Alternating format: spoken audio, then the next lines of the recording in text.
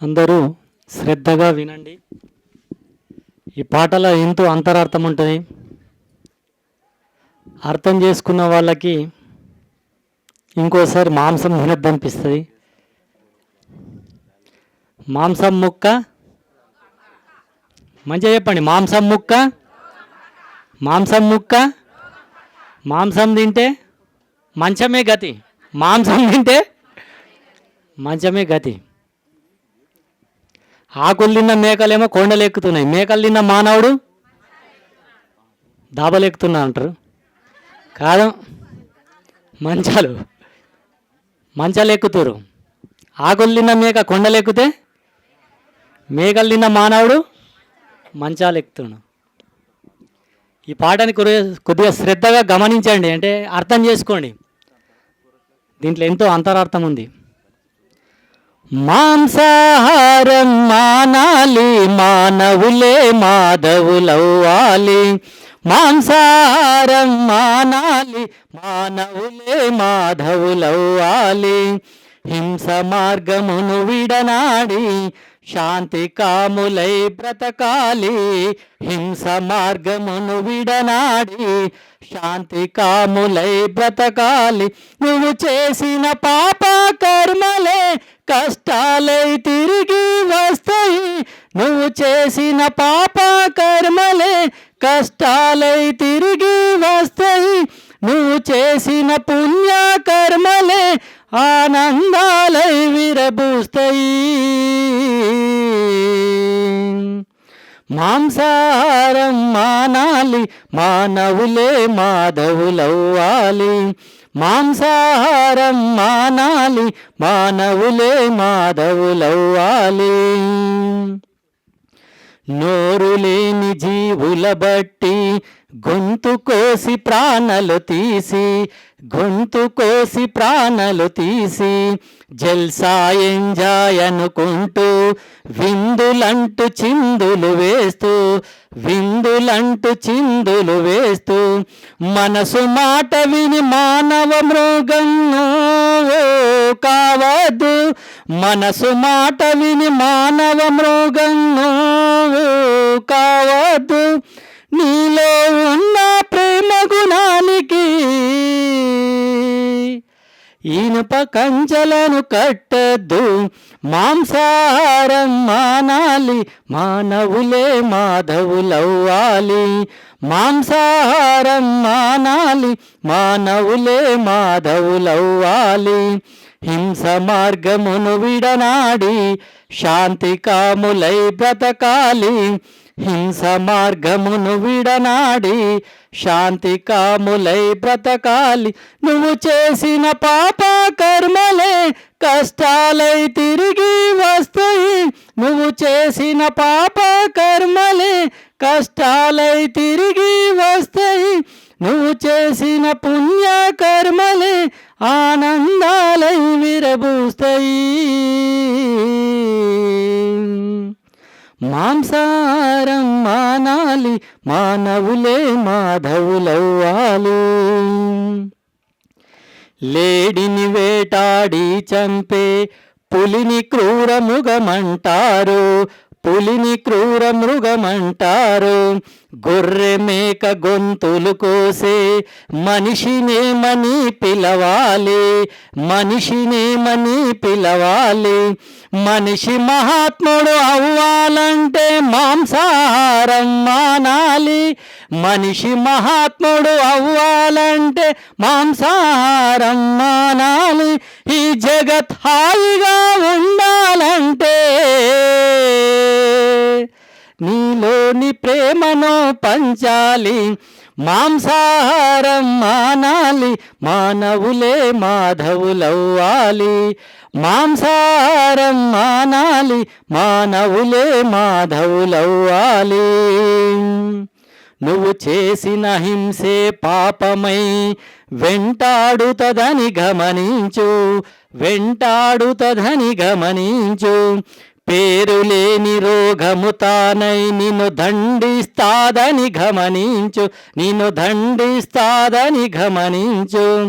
ఈ సాటి జీవులకు ప్రేమను పంచి ప్రేమమూర్తిగా జీవించు. ఈ సాటి జీవులకు ప్రేమను పంచి ప్రేమమూర్తిగా జీవించు. ఈ సమస్త సృష్టికి మూలమైన ప్రేమతత్వాన్ని బోధించు. మాంసాహారం మానాలి, మానవులే మాధవులవ్వాలి. మాంసాహారం మానాలి, మానవులే మాధవులవ్వాలి. హింస మార్గమును విడనాడి శాంతి కాములై బ్రతకాలి. హింస మార్గమును విడనాడి శాంతి కాములై బ్రతకాలి. నువ్వు చేసిన పాప కర్మలు కష్టాలై తిరిగి వస్తాయి. నువ్వు చేసిన పాప కర్మలు కష్టాలై తిరిగి వస్తాయి. నువ్వు చేసిన పుణ్య కర్మలు ఆనందాలై విరబూస్తాయి.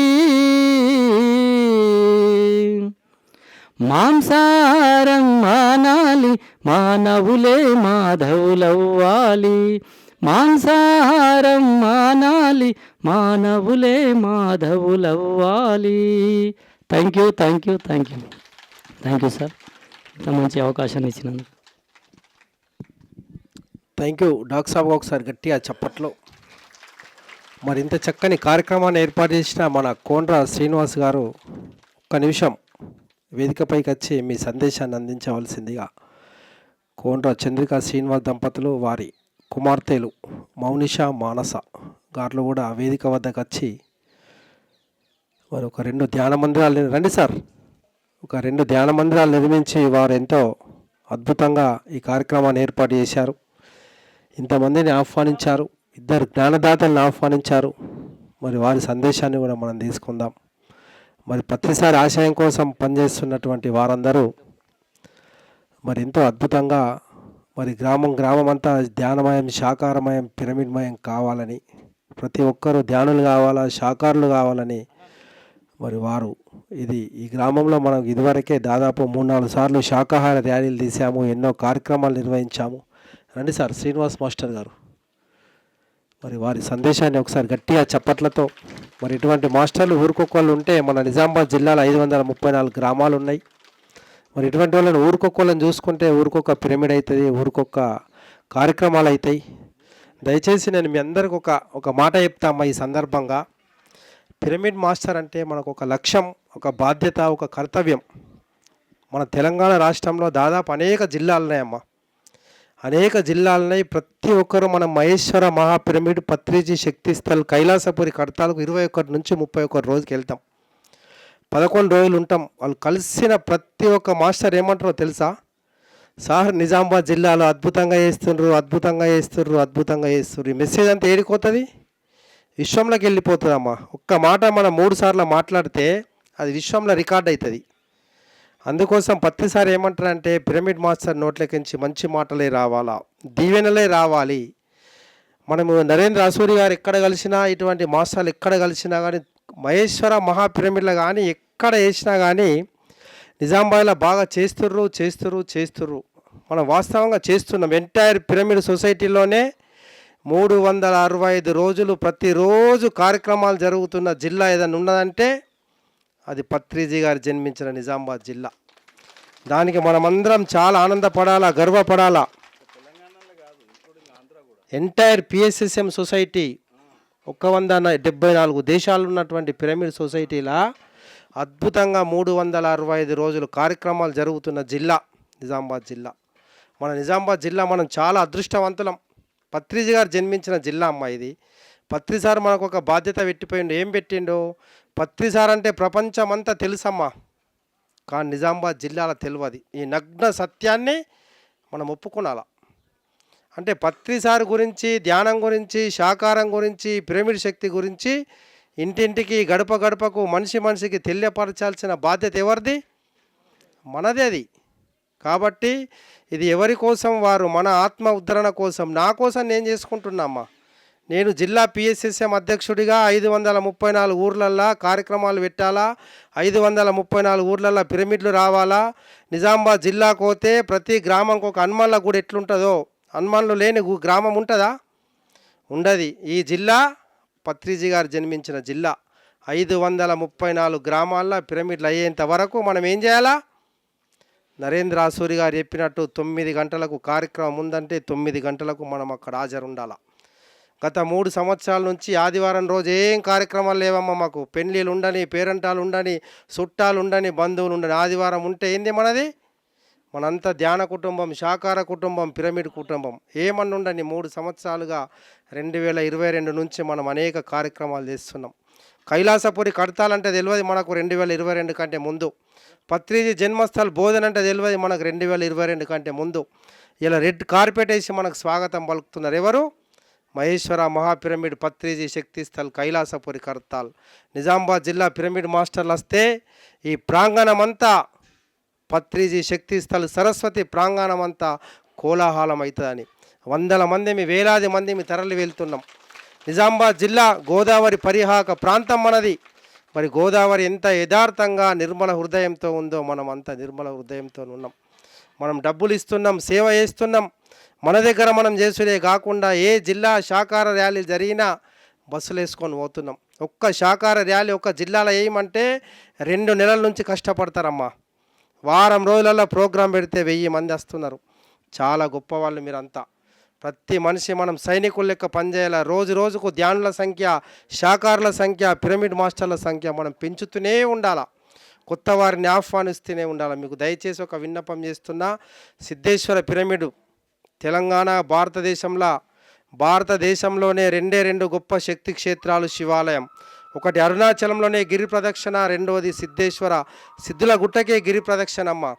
పత్రిసారు సిద్ధుల గుట్ట మీద పిరమిడ్ ధ్యాన కేంద్రం పెట్టుమని ఎందుకు చెప్పిండంటే నిజామాబాద్ జిల్లాలో ఉన్నటువంటి చాలామందికి సిద్ధుల గుట్ట గురించి, సిద్ధుల గుట్ట ప్రతిష్ట గురించి తెలియదమ్మా.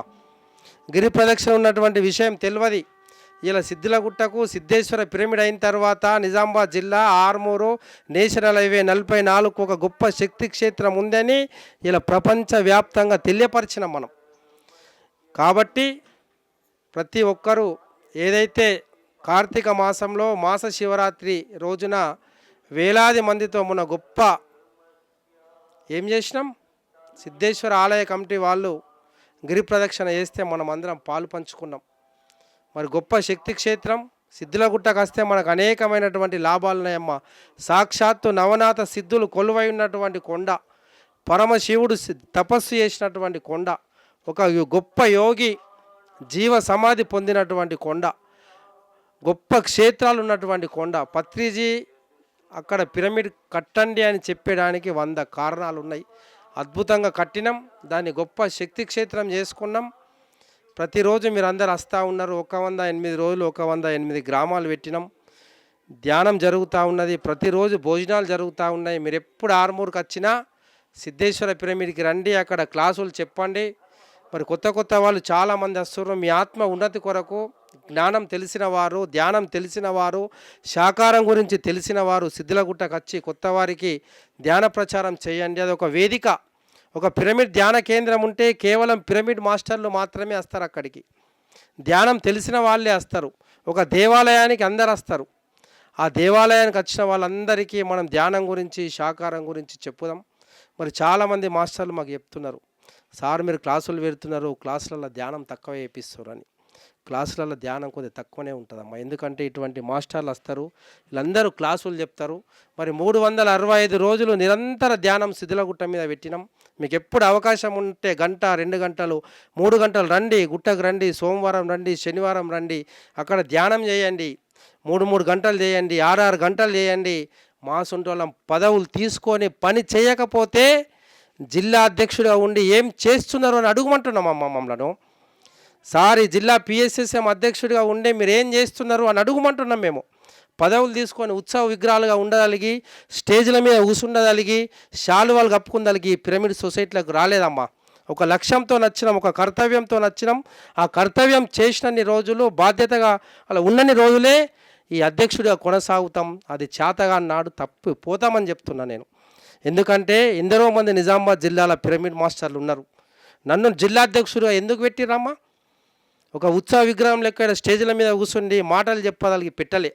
పత్రిజీ జన్మించిన జిల్లా ఒక బాధ్యతగా, ఒక కర్తవ్యంగా ఈ జిల్లా అంతా ధ్యానమయం కావాలా, శాకారమయం కావాలా, పిరమిడ్మయం కావాలా, ఈ జిల్లాలో అన్ని గ్రామాల్లో పిరమిడ్ ధ్యాన కేంద్రాలు రావాలా, జీవహింస మహా పాపమని చెప్పాలా.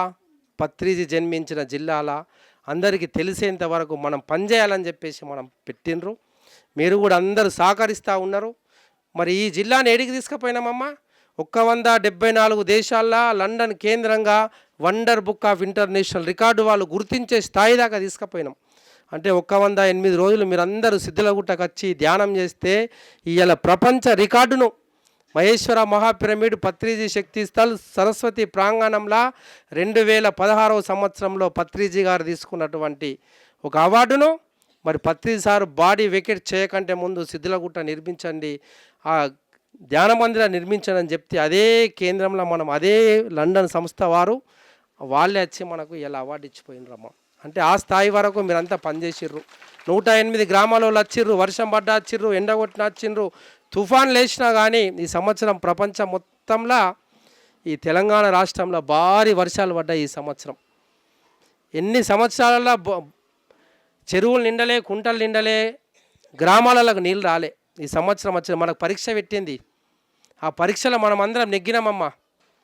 వీళ్ళు వర్షం పడితే వస్తారా రారా, తుఫాన్ లేస్తే వస్తారా లేదా, మరి వాతావరణ శాఖ ఎల్లో అలర్ట్ పెట్టినా రెడ్ అలర్ట్ పెట్టినా ఆగినామా?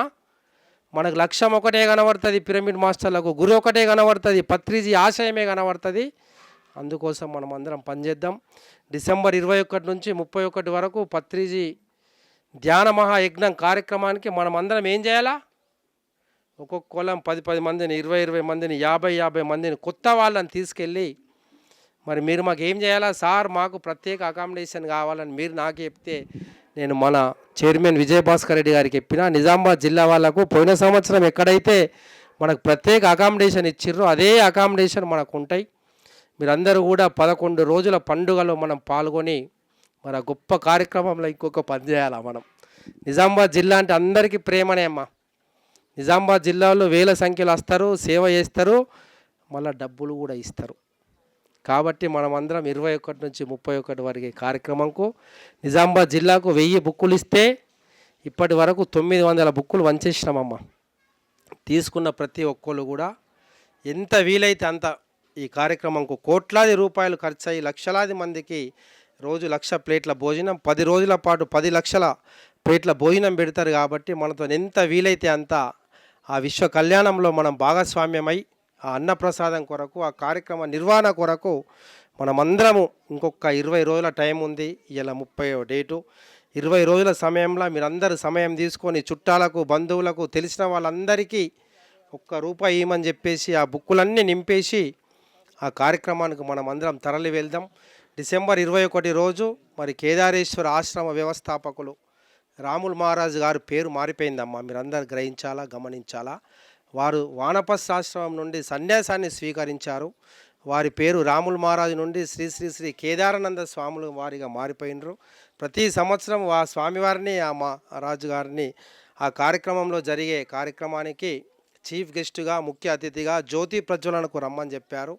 డిసెంబర్ 21 రోజు జరిగే కార్యక్రమానికి వారు కూడా వస్తున్నారు. కాబట్టి ఈ జిల్లా నుంచి పెద్ద ఎత్తున మన మీద ఒక నమ్మకం, విశ్వాసం ఉన్నది. ఆ నమ్మకాన్ని, విశ్వాసాన్ని వమ్ము చేసుకోకుండా పత్రిజీ గారి జిల్లాను ఒక గొప్ప స్థాయిలో ఉంచే విధంగా మనమందరం తరలి వెళ్ళి ఆ కార్యక్రమాన్ని 21 రోజుల పాటు 11 రోజుల పాటు జరిగే కార్యక్రమంలో పాల్గొంటూ మరి ఎవరైతే సేవ చేయదలుచుకున్న వారు ఉంటే వాళ్ళ పేర్లు ఇవ్వండి. మరి 11 రోజుల ఈ కార్యక్రమంలో అన్నప్రసాదం దగ్గర, విరాళాల సేకరణ కౌంటర్ దగ్గర, రిజిస్ట్రేషన్ కౌంటర్ దగ్గర, పిరమిడ్ మహేశ్వర మహాపిరమిడ్లో కానీ, పార్వతీ పిరమిడ్లో కానీ, సరస్వతి ప్రాంగణంలో కానీ, ఇంకా ఎక్కడ అవసరం ఉంటే అక్కడ మనం సేవ చేసుకుంటూ మన జీవితాన్ని ధన్యం చేసుకుందాం. మరి మీ అందరికీ వాస్తవంగా మేము రెండు చేతులు ఎత్తి హృదయపూర్వకంగా ధన్యవాదాలు తెలియపరచాలా. ఎందుకంటే ఎప్పుడు ఏ పిలుపు ఇచ్చినా పెద్ద సంఖ్యలో హాజరై విరాళాలు ఇస్తూ ఉన్నారు. మీకు ఇంకొక ముఖ్యమైన విషయం చెప్తా అమ్మా. ఏం చేయాలంటే దయచేసి మీ అందరికీ విన్నపం, 3 గంటల ధ్యానం ప్రతిరోజు 3 గంటల ధ్యానం, పూర్తి స్థాయి శాకాహారం. మనం ఎక్కడ కార్యక్రమాలు చేసినా మన శక్తిని పోగొట్టుకోవద్దంటే 3 గంటలు ధ్యానం చేసి, ఎవరైతే 3 గంటల ధ్యానం చేస్తే వంట చేస్తుర్రో ఆ వంటనే తిందామమ్మా. దయచేసి మనం ఎంతో ఎనర్జెటిక్గా వచ్చి ఛార్జింగ్ పెట్టుకొని ధ్యానం చేసి పవర్ఫుల్ ఉన్న మనం ఎవరో వంట మనుషులు చేసినటువంటి వంటలు తిని మన శక్తి హరించుకుపోవద్దు. ఈ నిజామాబాద్ జిల్లాలో ఆర్మూర్ ప్రాంతంలో ఇంత గొప్పగా ఈ ధ్యానులుగా మారుతుర్రు, శాకాహారులుగా మారుతుర్రు. ఏ కార్యక్రమమైనా ఎందుకు ముందుకు పోతుందంటే సేవా దృక్పథంతో 3 గంటల ధ్యానం చేసి శాకాహారులైన వారు వంట చేస్తుర్రు. కాబట్టి నిజామాబాద్ జిల్లాలో అనేక ప్రాంతాలు తిరిగినాం. కొన్ని ప్రాంతాలకు పోతే ధ్యాన మహాయాగం బుక్కు తీసుకోండి అంటే తీసుకునే పరిస్థితులు లేరు. ఇలా మేము పిరమిడ్ మాస్టర్లం 20 సంవత్సరాల నుంచి ధ్యానం చేస్తున్నామని చెప్తున్నారు. అంటే ఎక్కడైతే 3 గంటల ధ్యాన సాధన ఉండదో, ఎక్కడైతే ఆహార నియమాలు పాటించరో, ఎక్కడైతే లక్ష్యం ఉండదో అక్కడ అభివృద్ధి అనేది ఉండదు. నిరంతరం అభివృద్ధి జరగాలంటే 3 గంటల ధ్యాన సాధన చేయాల్సిందే. పూర్తి స్థాయిలో శాకాహారం ధ్యానామృతాన్ని స్వీకరించందే. ఒకరోజు ఉపవాసం ఉంటే మనం పోయేదేం లేదు. సిద్ధేశ్వర పిరమిడ్ నిర్మాణంలో పొద్దున 7 గంటలకు వచ్చి రాత్రి 10 గంటల దాకా ఉపవాసం ఉన్నటువంటి రోజులు ఎన్నో ఉన్నాయి. కాబట్టి మనం కేవలం జీవించడానికి మాత్రమే భుజించాలి, భుజించడానికి జీవించవలసిన అవసరం మనకు లేదు. కాబట్టి ఆహార నియమాలు పాటిస్తూ మరి ఎక్కడ ఎవరు వంట చేసిర్రు అనేక జిల్లాల్లో ఒక్క శాకాహార ర్యాలీ సంవత్సరానికి ఒక్కసారి పిఎస్ఎస్ఎం సొసైటీ నుంచి ఒక్క శాకాహార ర్యాలీ తీయమంటే ఎన్నో ఇబ్బందులు పడుతూ ఉన్నారు. అంటే అక్కడ ధ్యాన సాధన కఠోరమైన దీక్ష లేదు. ఈ ప్రాంతంలో కఠోరమైన దీక్ష, ధ్యాన సాధన, ఒక లక్ష్యము, ఒక బాధ్యత, ఒక కర్తవ్యం ఉంది. కాబట్టి ఈ జిల్లాలో అనేక కార్యక్రమాలు చేస్తూ ఉన్నాం. ఇంకా ఇంకా ఇంకా ఇంకా చేస్తూ ఈ జిల్లా మొత్తం ధ్యానమయం చేద్దాం. బుక్కులు తీసుకున్న వాళ్ళు ఒక్కసారి చేతులు లేపురమ్మ. మహేశ్వర మహాపిరమిడ్లో కైలాసపూర్లో జరిగే కార్యక్రమం బుక్కులు తీసుకున్న వాళ్ళందరూ కూడా విరాళాలు స్వీకరించండి. తీసుకొని వాళ్ళు మాత్రం తీసుకోండి. ఈరోజు ఇంకొక 100 బుక్కులు మిగిలినాయి. ఆ బుక్కులు ప్రతి ఒక్కరు ఒక మాస్టర్ ఒక బుక్కు తీసుకొని రమ్మా. మీ అందరికీ ప్రత్యేకమైన విన్నపం. తీసుకొని వాళ్ళందరూ వాళ్ళంతటా వాళ్ళే స్వచ్ఛందంగా వచ్చి ఎంత వీలైతే అంత విరాళాలు సేకరించి ఆ కార్యక్రమాన్ని విజయవంతం చేద్దాం. మన స్వామి గారు వచ్చారు, ఉదయ్ మహారాజు గారు. మొన్న వారు మనకు హైదరాబాద్లో పరిచయం అయ్యారు. మరి కొత్త మాస్టర్లందరికీ మనము ఈ పిరమిడ్ పరిచయం చేయాలా, ఈ ధ్యాన శక్తిని పరిచయం చేయాలా, వారి యొక్క జ్ఞానాన్ని మనం తీసుకోవాలా. మరి అదేవిధంగా మన శ్రీనివాస్ మాస్టర్ గారు ఉన్నారు. ఒకసారి గట్టిగా చప్పట్లు కొట్టండి అమ్మా. మన లక్ష్యం ఏందమ్మా? 534 ఊర్లలో పిరమిడ్లు రావాలా. ఊరికొక్కలని ఇటువంటి మాస్టర్లను మనం లింకాల. జనవరి నుంచి మన బాధ్యత అదే అమ్మా. ప్రతి ఊర్లో ఒక పిరమిడ్ ధ్యాన మందిరం నిర్మించాలా, దాంట్లో కార్యక్రమాలు జరగాల.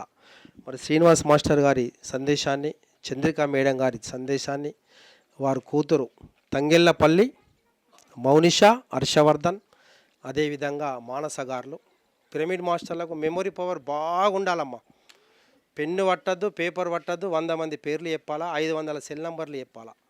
పిరమిడ్ శక్తి అంటే అది, పిరమిడ్ శక్తి అంటే అది. నరేంద్ర అసూరి గారు కనబడ్డారంటే ఆయన బయోడేటా అంతా చెప్పాలా, సెల్ నెంబర్ కూడా చెప్పాలా. అంత మేధాశక్తి ఒక పిరమిడ్ మాస్టర్కు ఉంటుంది. దయచేసి అందరు గమనించాలా. Thank you.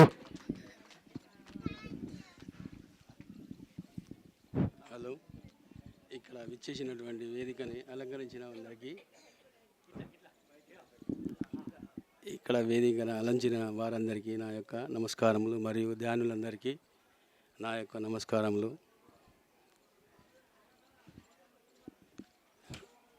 మేము ధ్యానం చేయడానికి కారణం మా మేడం.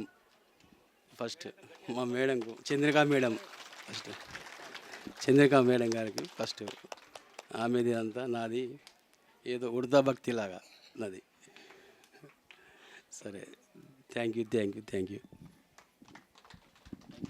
సార్ మేడంకు డబ్బులు ఇస్తారు, స్వేచ్ఛ ఇస్తారు, అన్ని ఇస్తారు, కానీ మాటలు చెప్పడు. ప్రోగ్రాం పెడతావా పెట్టు, 50,000 కావన్నా తీసుకో, ₹1,00,000 కావన్నా తీసుకో, చెక్కుల మీద సంతకాలు పెడతాడు. పిరమిడ్ కడతావా కట్టు, మహేశ్వర మహాపిరమిడు ద్వారకా నివాసుకు ₹1,00,000 ఇస్తావా ఇయ్యు, సిద్ధేశ్వర పిరమిడ్కు 50,000 ఇస్తావా ఇయ్యు. Thank you. ఇటువంటి గ్రేట్ మాస్టర్లు ఉండడం కూడా ఒక్కసారి గట్టిగా చప్పట్లు. మరి మన చంద్రిక మేడం గారు వారి సందేశాన్ని కూడా మనం తీసుకుందాం. ముందుగా బ్రహ్మర్షి పితామహ పత్రిజీకి నమస్కరిస్తూ, స్వర్ణమాల మేడంకు నమస్కరిస్తూ, మరియు మీ అందరికీ స్టేజ్ మీద ఉన్న వాళ్ళందరికీ నమస్కరిస్తూ, మీ అందరూ వచ్చిన దానికి చాలా చాలా ధన్యవాదములు.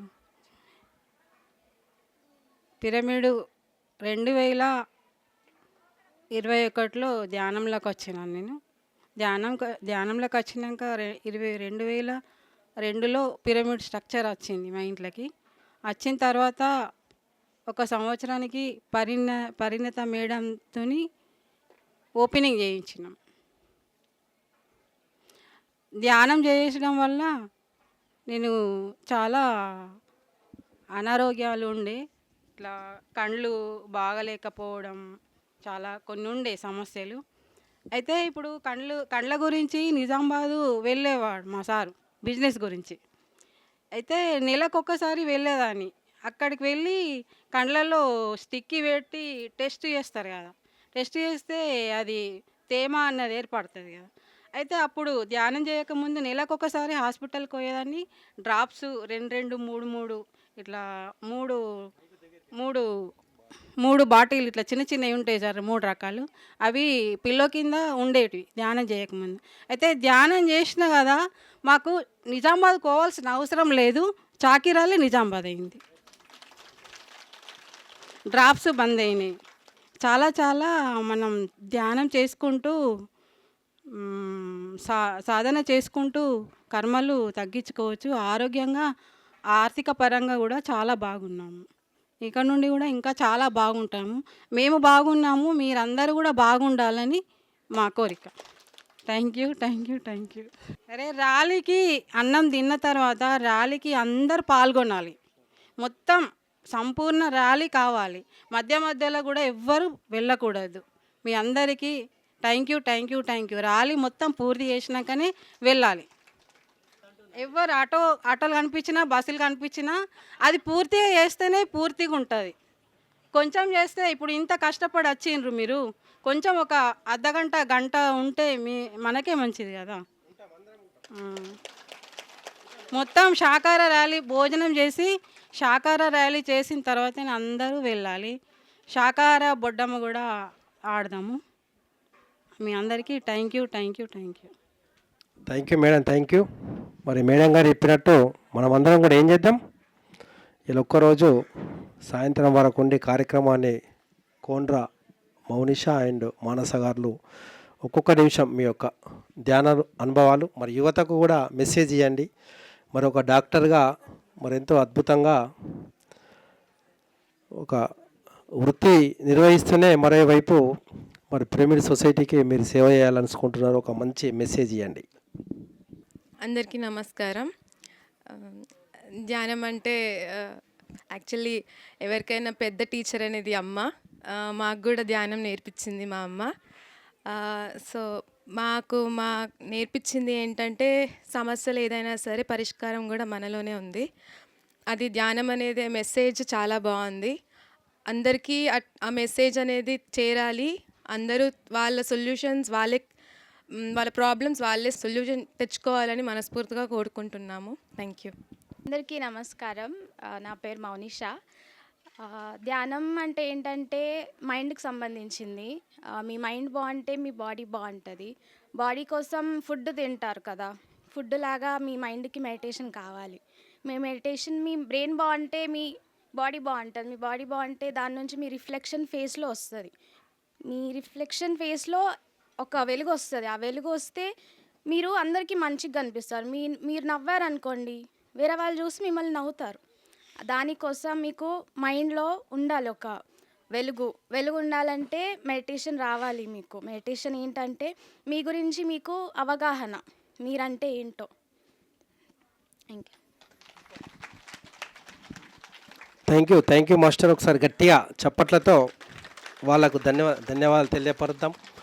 మరి మరొక మాస్టర్ గారు ఉన్నారు ఇక్కడ మనకు, చాకిర లావణ్య మేడం గారు. మరి వారు కూడా ఒక మంచి రాజరాజేశ్వర లక్ష్మీ నరసింహ పిరమిడ్ ధ్యాన మందిరాన్ని నిర్మించి మరి ఎంతో అద్భుతంగా సేవ చేస్తూ ఉన్నారు. వారి యొక్క సందేశాన్ని కూడా మనం తీసుకుందాం. ముందుగా పితామహ పత్రిజీ సార్కు, స్వర్ణమాలమ్మకు ఆత్మ ప్రణామాలు. ప్రతి ఒక్కరు ధ్యానం చేయాలి. ఇక్కడ కొత్త వాళ్ళు ఉన్నారా? కొత్తగా ధ్యానంలోకి ఈరోజే వచ్చిన వాళ్ళు, వారం ముందు, నెల ముందు అట్లా వచ్చిన వాళ్ళు ఉన్నారా? ధ్యానం అంటే తెలియని వాళ్ళు ఉన్నారా, లేరా? అట్లా ఓకే. ధ్యానం అనేది ప్రతి ఒక్కరికి అవసరం. ఎందుకోసం అంటే మనకు ఎన్ని డబ్బులున్నా, ఫ్యామిలీ అంతా బాగున్నా, ఎన్ని ఉన్నా కానీ ఒకటి లేకుంటే మాత్రం ఆనందం ఉండదు. ఏం లేకుంటే ఆనందం ఉండదు? ధ్యానం కాదు, ఫస్ట్ ఇంకేం లేకుంటే ఆనందం ఉండదు. మనసు మన ఆధీనంలో లేకుంటే ఆనందం ఉంటుందా?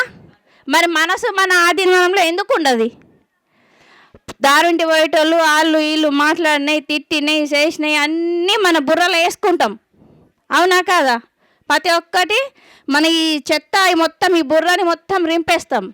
దేనికోసం అంటే వాళ్ళు ఏదో అన్నారు, అదంతా నా కోసమే అన్నారు అని అనుకుంటాం. కానీ వాళ్ళు అన్నది నీ కోసంగా వాళ్ళని డిజైన్ చేసుకొని తెచ్చుకున్నాం మనం. మనల్ని ఒకళ్ళు విమర్శించిండ్రు అంటే మనం ఎదగడానికే. అది వాళ్ళని మనం అంటే ఒక టైంలో మనం రాంగ్ టైంలో పోతే మనల్ని ఎవరో ఒకళ్ళు మనల్ని విమర్శించడం వల్ల వాళ్ళు ఎందుకు అన్నారు అనేది మనం ఆలోచిస్తే అప్పుడు అర్థమవుతుంది. అక్కడ నేను పప్పులో కాలు పెట్టినా అనేది తెలుస్తుంది. అప్పుడు మనం ఆలోచించుకోవాలి, ఎందుకు ఇలా జరిగింది అంటే వాళ్ళు విమర్శించిళ్ళు అంటే నాకేదో తెలియజేయడానికే విమర్శించుళ్ళు. అక్కడ మన మాస్టర్స్ని వాళ్ళని తీసుకొచ్చుకున్నాం. ఎవరైతే మనల్ని పొగుడతారో వాళ్ళు మన వాళ్ళు కారు. ఎవరైతే ఎప్పుడు మనల్ని తిడుతూ చూస్తేనే ఓర్వకుండా మనల్ని తిడుతూ ఉంటారో వాళ్ళే మనకు కావలసిన వాళ్ళు. ఎందుకంటే వాళ్ళ ద్వారానే నేర్చుకుంటాం. అవునా కాదా? నన్ను ఎవరైతే ప్రతి ఒక్కరు మా దగ్గరోళ్ళు, చుట్టాలు, మా ఫ్యామిలీ ఫస్ట్ విమర్శించిండ్రు. వాళ్ళు విమర్శించడం ద్వారానే నేను ఇప్పుడు ఇంతగా ఎదిగిన. లేకపోతే నేను ఇప్పుడు ఎదిగేదాన్ని గాను. ధ్యానంలోకి వచ్చిన తర్వాత డైలీ 10 నిమిషాలు చేసేదాన్ని. 28 డేస్ నేను 10 నిమిషాలు ధ్యానం చేస్తే నా అనారోగ్యం అన్నీ పోయినాయి. కానీ నేను ఎదగలేను. ఇంకా ఎదగాలి అంటే ధ్యానం ఎక్కువ వేయాలి. వేయాలంటే నాకు అప్పుడు ఇంకేం లేవు, నాకు కావాల్సినవి అన్నీ అయినాయి. కానీ ఇంకా ఆత్మజ్ఞానం, ఇంకా జ్ఞానం కావాలి. మనం ఎంత తెలుసుకున్నా ధ్యానం ద్వారా, ధ్యానంతో అది కొంచెమే ఆవగింజలో పలకంతే, సముద్రంలో నీటిలో ఒక చుక్క అంతా కూడా కాదు. కాబట్టి తెలుసుకుంటూ పోవాలి అంటే ఎక్కువ ఎంత ధ్యానం చేస్తే అంత తెలుస్తుంది. మరి ఆ ఎక్కువ ధ్యానం చేయాలంటే అప్పటికి మనకు తెలియదు కాబట్టి అప్పుడు నేను ఎటు పోయినా నా చుట్టుపక్కల వాళ్ళు, ఇంట్లో వాళ్ళు విమర్శించేవాళ్ళు. వాళ్ళు ఎందుకు విమర్శిస్తున్నారు అని అప్పుడు మెల్లమెల్లగా తెలుసుకుంటూ పోతే ఎప్పుడైతే నేను 6 గంటల ధ్యానం స్టార్ట్ చేసినో అప్పుడు అందరు నా దారిలోకి వచ్చిండ్రు. ఎందుకు వచ్చిండ్రు వాళ్ళు? ఇక్కడ మనం పవర్ పెంచుకోవాలి. అక్కడ వాళ్ళని విమర్శిస్తే మనకేమీ రాదు. మొత్తం మన చేతులు అంతా ఉన్నది. భగవద్గీతలో శ్రీకృష్ణ భగవానుడు చెప్పిండు, ఉద్ధరేత్మ ఆత్మానం అంటే ఎవరిని వారే ఉద్ధరించుకోవాలి. రేపు గీతా జయంతి గుర్తుంది అందరికీ. భగవద్గీత ప్రతి ఒక్కరి ఇంట్లో, మన హిందువుల ఇంట్లో భగవద్గీత లేకుంటే వేస్ట్. మనం హిందువులమే కాదు, అర్థం చేసుకోండి. ప్రతి ఒక్కరు హిందూ అయి ఉంటే భగవద్గీత చదవాలి. భగవద్గీత రాని వాళ్ళకు ఇప్పుడు అందరూ పెద్ద వయసు వాళ్ళకు పెద్ద ఫోన్లు వాడుతున్నారు. యూట్యూబ్లో భగవద్గీత అంటే దాని గురించి మొత్తం చెప్పే వాళ్ళు ఉన్నారు ఫోన్లో. అది అయినా వినాలి ఖచ్చితంగా ప్రతి ఒక్కరు. నేను రేపు గీతా జయంతి సందర్భంగా చెప్తున్నా, ప్రతి ఒక్కరు భగవద్గీత అవసరము. అది ఎప్పుడు అవసరం పడుతుంది అంటే నీకు ఎప్పుడైతే కష్టం వచ్చిందో అప్పుడు నీకు అందులో తెలుస్తుంది ఆ జ్ఞానము. అందులో ఉన్న జ్ఞానము. కష్టము అంటే ఏంటి అంటే డబ్బు కానీ, ఆరోగ్యం పట్ల కానీ, ఇంకెవరైనా విమర్శించడం ఎన్నో ఉంటాయి మనకు. ప్రతి ఒక్కటి సొల్యూషన్ దానికి నువ్వెక్కడనో అడగాల్సిన అవసరం లేదు. పంతుల దగ్గరకో, ఏ గుడి దగ్గరకో. దేవుడు ఎక్కడున్నాడు? ఎక్కడున్నాడు? మన లోపల ఉన్నాడు కదా, అవునా కాదా? అది సత్యమేనా? మరి సత్యమే అయినప్పుడు మన లోపల ఉన్నాడు. ఆ భగవద్గీతలో ఆ భగవద్గీత చదివినప్పుడు మన లోపల ఉన్న ఆ దేవుడు మనకు గుర్తు చేస్తాడు. ఎప్పుడైతే నువ్వు భగవద్గీత చదివినవో, నీకు ఏ ఆలోచనతో చదివినవో, అప్పుడు ఆ శ్లోకం మనకు అక్కడ తెరవబడుతుంది. అక్కడ ఆ జ్ఞానం అనేది మనకు అందబడుతుంది. థ్యాంక్ యూ మాస్టర్స్, నాకు టైం ఇంతే ఉంది. Thank you so much. Thank you అంటే ధ్యానం వల్ల ఏదైనా సాధ్యమే. శక్తిని పెంచుకుంటే అన్నీ మన దగ్గరికి వస్తాయని మేడం గారు సందేశం ఇచ్చారు. మన పల్గుట్ట మహారాజు గారు ఏం చేస్తారంటే నిజామాబాద్ జిల్లాలో అన్ని గ్రామాల్లో గ్రామంకు తిరిగి ప్రతి ఇంటింటికి భగవద్గీతను పంచే కార్యక్రమం ప్రారంభమైంది. మిగతా అన్ని గ్రామాలకు కూడా మరి ఆ భగవద్గీత పుస్తకాలు వస్తాయి. గీత పట్టుకో, బొట్టు పెట్టుకో, రాత మార్చుకో అని భగవద్గీత చెప్తున్నది. మరి ఆ జ్ఞానాన్ని కూడా, గీతా జ్ఞానాన్ని కూడా మనం తెలుసుకుందాం. భగవద్గీత శ్రీకృష్ణ పరమాత్ముడు అందించాడు. మరి మనకిప్పుడు ఉదయ్ మహారాజు గారు ఒకసారి గట్టిగా వారి చప్పట్లతో మొట్టమొదటిసారి మన పిరమిడ్ సొసైటీలో జరిగే కార్యక్రమానికి వచ్చారు. వారు బోధన్ ప్రాంతీయులు. మరి హిందూ సంస్కృతి సాంప్రదాయాల గురించి, సనాతన ధర్మం గురించి వారు పాటుపడుతూ మరి మానవ జీవితంలో మానవులు ఏ విధంగా జీవించాలి, మానవుల యొక్క లక్ష్యం, కర్తవ్యం, బాధ్యత ఏమిటి, మరి వారి మాటల్లోనే మనం వారి యొక్క సందేశాన్ని తీసుకుందాం.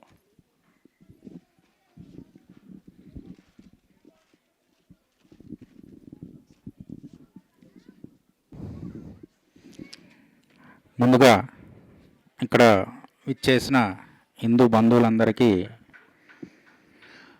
ఈశ్వర కృపా కటాక్షం అందాలని చెప్పేసి మనస్ఫూర్తిగా కోరుతున్నాను. అలానే నన్ను ఇక్కడ ఆహ్వానించి ఒక జ్ఞానబోధ చెయ్యాలి మీరు అని చెప్పేసి ఆహ్వానించిన ఈ పిరమిడ్ సెంటర్ జిల్లా అధ్యక్షులు, అలానే వారి యొక్క సభ్యులందరికీ కూడా నా హృదయపూర్వక నమస్కారాలు తెలియజేస్తూ, ముందుగా నా పరిచయం. మాది బోధన్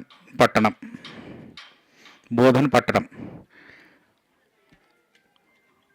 మనందరి యొక్క గురు సమానులైన పత్రిజీ వారి యొక్క ఇంటికి దగ్గరలోనే మా ఇల్లు. అంటే మా ఇంటి నుంచి బయటకు వచ్చి ఇంకొక కాలనీలోకి, ఇంకో గల్లీలోకి వెళ్తే అక్కడ పత్రిజీ గారి యొక్క ఆశ్రమం ఉన్నది. కాబట్టి అంత దగ్గరగా ఉన్నాం కాబట్టి ఆయన యొక్క కటాక్షం కూడా ఉంటుంది. కాబట్టి గర్వకారణం ఒకందుకు. అంటే జిల్లా అంటే పత్రిజీ గారు జిల్లాలో పుట్టారు అని చెప్పేసి గర్వపడుతున్నాం మనమందరం. నేను పక్కన నివసిస్తున్నాను కాబట్టి ఇంకా ఆనందంగా ఉంది, ఇంకా గర్వంగా ఉంది. అయితే నా పరిచయం వచ్చేసి ఉదయ్ మహారాజ్ నా పేరు. జ్యోతిష్యము, వాస్తు ఇవి 18 సంవత్సరాల నుంచి అందరికీ బోధిస్తూ వాటిపైన అవగాహన కూడా తీసుకొస్తున్నాను. అందరికీ తీసుకొస్తూ ఇంకొక వైపు సనాతన సంస్కృతి సాంప్రదాయాలు వీటిపైన కూడా పనిచేస్తూ నాకు ఒక చిన్న ఆర్గనైజేషన్ ఉంది, యోగధారణ ఫౌండేషన్. దీని ద్వారా మేము సనాతన సంస్కృతి సాంప్రదాయాలు ఇవన్నిటి మీద మేము పనిచేస్తున్నాం. అంటే అందరికీ ఈ సనాతన శిక్ష గురించి బోధించే ప్రయాసం చేస్తున్నాము. ఇందాక ఇక్కడ మాట్లాడినట్టు ఈ మాటల్లో ఇంతమంది మహానుభావులు ఇక్కడ జ్ఞానబోధ చేశారు, ఇప్పుడు దాకా చేసి ఉన్నారు.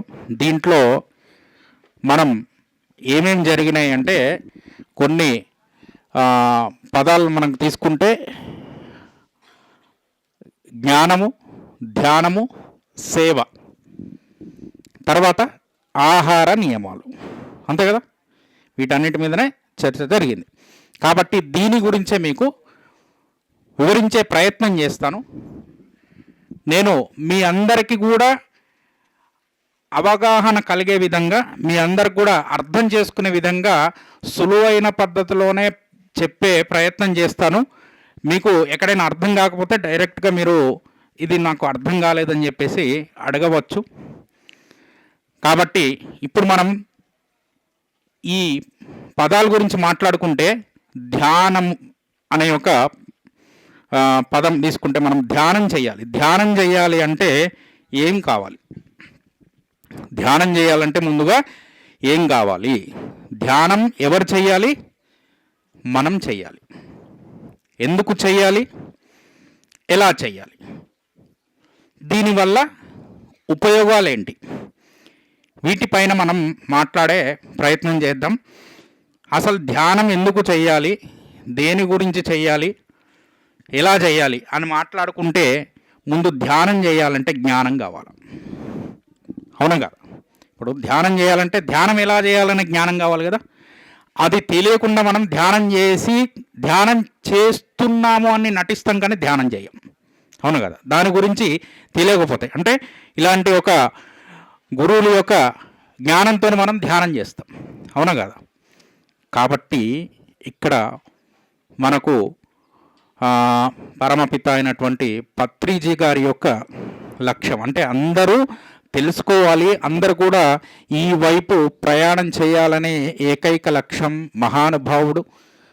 కాబట్టి ఆయన ఏదైతే లక్ష్యాన్ని ముందుకు తీసుకొచ్చారో వాటి గురించి ప్రస్తావిస్తూ ఈ ధ్యానం అంటే ఏంది, అసలు ఎందుకు చేయాలి అనే ఒక దాని మీద మాట్లాడదాం.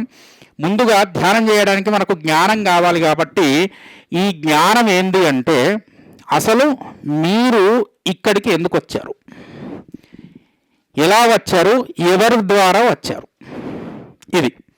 అంటే మనం ధ్యానం చేయాలి అంటే మనం ఎవరో తెలవాలి. మనం ఎవరో తెలవాలి అంటే అది కూడా జ్ఞానమే.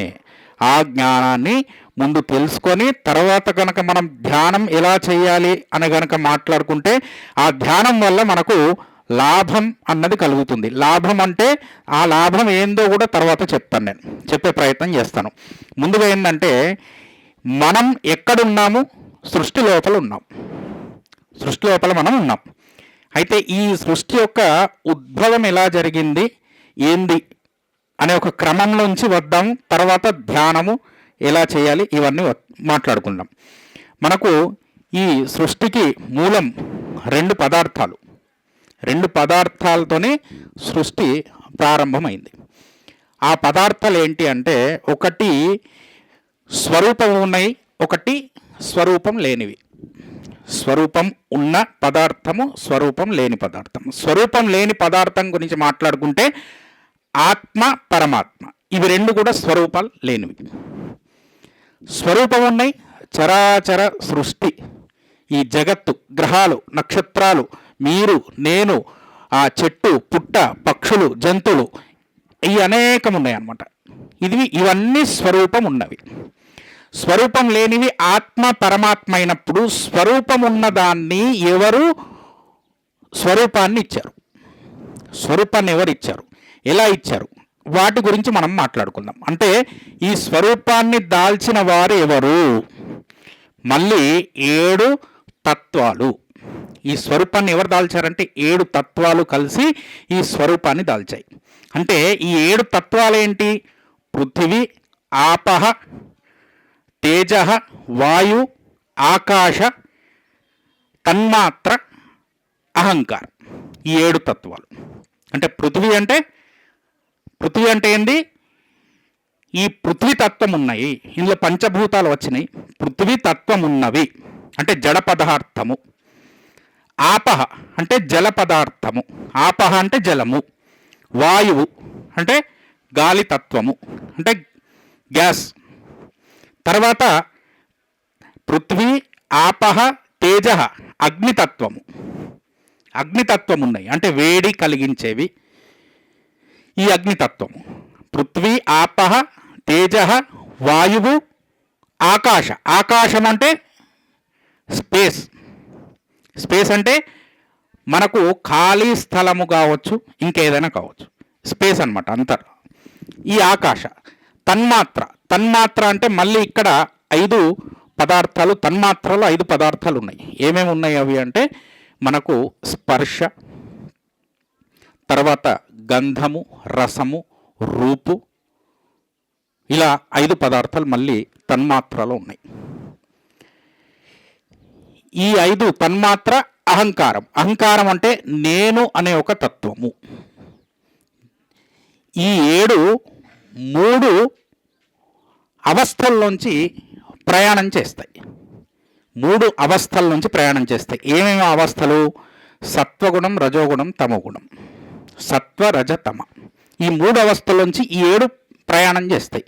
సత్వ అంటే ఏంటి? సమానత్వము. సత్వ అంటే సమానత్వము. రజ అంటే ఏంటంటే, రజోగుణం అంటే ఏంటంటే చలనం కలిగి ఉన్నవి. తమోగుణం అంటే చలనం లేనివి. ఈ 3 7 పదార్థాలు ప్రయాణం చేస్తే 7 × 3 ఎంత అవుతుంది? 21. అవునా కదా? 21 అవుతుంది. ఈ 7 పదార్థాలు 3 తత్వాల్లో ప్రయాణం చేస్తే 21 అవుతుంది. 7 × 3 21 అవుతుంది. ఈ 27తోనే సృష్టి చేయబడింది. ప్రతి పదార్థంలో 27 ఉంటాయి. మీలో ఉంటాయి, నాలో ఉంటాయి, చెట్టులో ఉంటాయి, పుట్టలో ఉంటాయి, అన్నిట్లో ఈ 27 తత్వాలు ఉంటాయి. ఇప్పుడు సృష్టిలో కూడా 27 ఉన్నాయి కదా, ఆ సృష్టిలోనే మనం ఉన్నాం కదా. కాబట్టి మనం బలవంతులమా, సృష్టి బలం అయినదా? మనకన్నా సృష్టి బలమైనది. కాబట్టి ఆ సృష్టిలో ఉన్న శక్తి ఏదైతే ఉందో ఆ శక్తి, ఆ బలాన్ని, ఆ 21 పదార్థాలు ఏవైతే సృష్టి తయారు చేయబడిందో ఆ పదార్థాల యొక్క బలాన్ని నా లోపల ఉన్న 21 పదార్థాలకు కూడా ఇవ్వు అనే ఒక జ్ఞానంతోనే చేసే ఒక ధ్యానం. అంటే దీనికోసమే ధ్యానం చేయాలి. అంటే ఇక్కడ కోరిక లేదు, నాకు బంగ్లాలు కావాలా, బండ్లు కావాలా అనే ఒక కోరిక లేదు. అంటే సృష్టి ఏదైతే తత్వం ఉన్నదో ఈ తత్వంలో ఈ 21 పదార్థాలు నాలో కూడా ఉన్నాయి, సృష్టి నా లోపల కూడా ఉన్నది. అందులో ఉన్న బలాన్ని నాకు కూడా ఆ ప్రసాదించు తండ్రి, ఆ పరమాత్మ అని చెప్పేసి ఆ బలాన్ని స్వీకరించాలి అంటే ధ్యానమే చేయాలి. మీరు ఇంకా దేనివల్ల అది స్వీకరించడం సాధ్యం కాదు. అయితే అది ఎలా స్వీకరించాలో చెప్పడమే పత్రిజీ మొదలుపెట్టిన ఒక యజ్ఞం, మహాయజ్ఞం. ఈ జ్ఞానమే ధ్యానం చేయించి ఆ పదార్థాలని మన లోపల దింపేటట్టు చేస్తుంది. దీనివల్ల ఏమవుతుంది? మనం ఆరోగ్యవంతులమవుతాం. సృష్టి ఎంత ఆరోగ్యంగా ఉందో మనం కూడా అంతే ఆరోగ్యంగా తయారవుతాం. సృష్టి ఎంత చైతన్యంగా ఉందో మనమందరం కూడా అంతే చైతన్యంగా తయారవుతాం.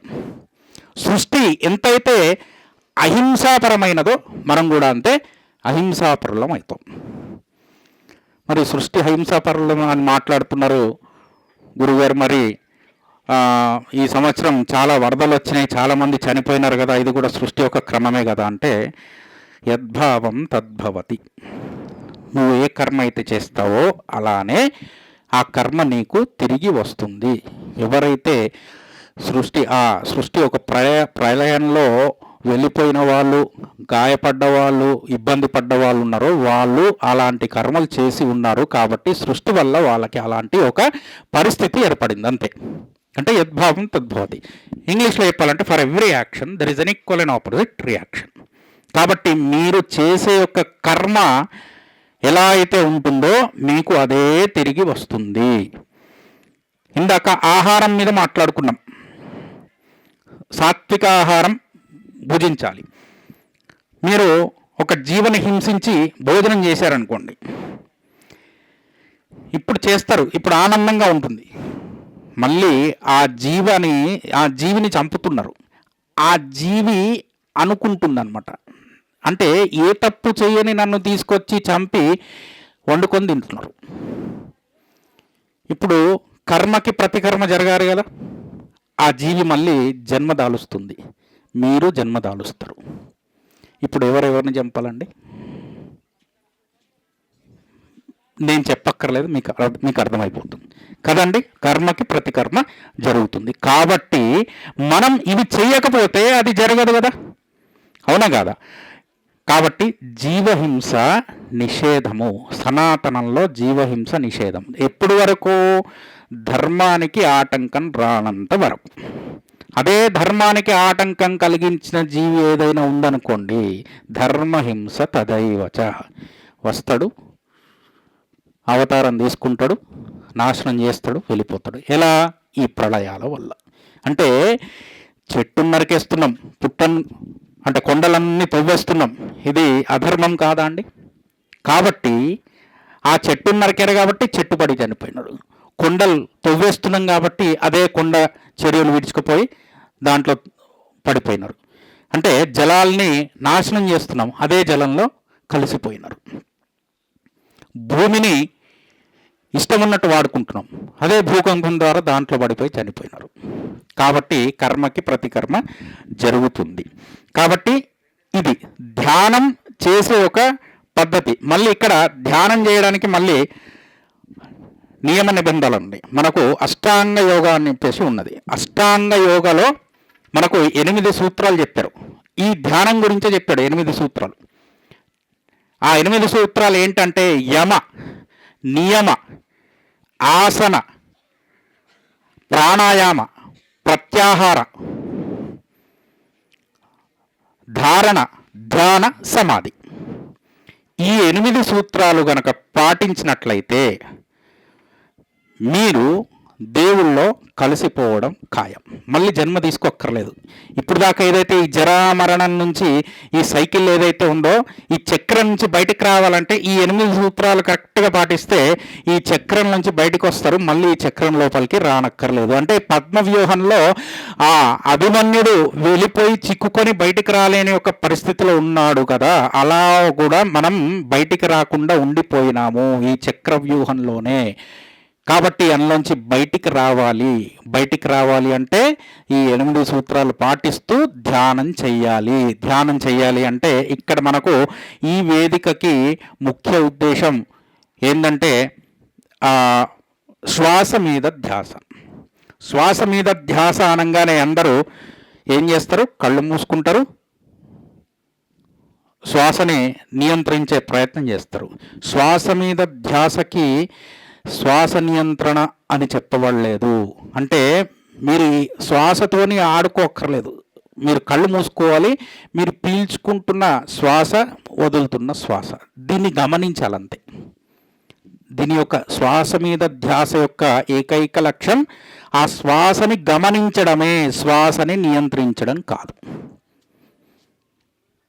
ఎప్పుడైతే గమనించడం మొదలవుతుందో ఆ శ్వాస ఏదైతే గాలి లోపలికి పీల్చుకుంటున్నామో ఆ గాలి మిమ్మల్ని హద్దుకోవడం మొదలు పెడుతుంది.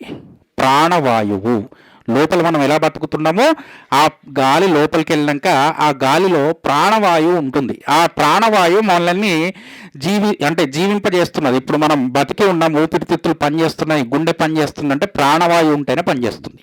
కాబట్టి అలాంటి ప్రాణవాయువు లోపలికి వెళ్తుంది, బయటకు వస్తుంది. దాన్ని గమనిస్తలేము. గమనించినప్పుడు మీరు దాని మీద ధ్యానం పెట్టినప్పుడు అది మీ మీద ధ్యానం పెడుతుంది. అప్పుడు ఆ ప్రాణవాయు మీ మీద ధ్యానం పెట్టినప్పుడు మీ అవయవాల్లో ఉన్న రోగాలన్నీ తీసి మటుమాయం చేస్తుంది. అప్పుడు ఆరోగ్యవంతంగా అవుతారు. ఈ ప్రక్రియ జరగాలి. మీరు శ్వాస మీద ధ్యాస అంటే ధ్యానం శ్వాస మీద పెట్టాలంటే ఎలా పెట్టాలి? మనసు ఊరుకుంటుందా? ఎటో వెళ్ళిపోతూ ఉంటుంది.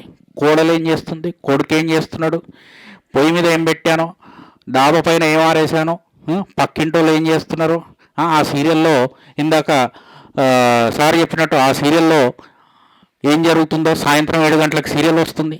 ఇవన్నీ అనేకమైనటువంటి ఆలోచనలు. అంటే మన మనసు అన్నిటికన్నా వేగంగా ప్రయాణించేదే మనసు.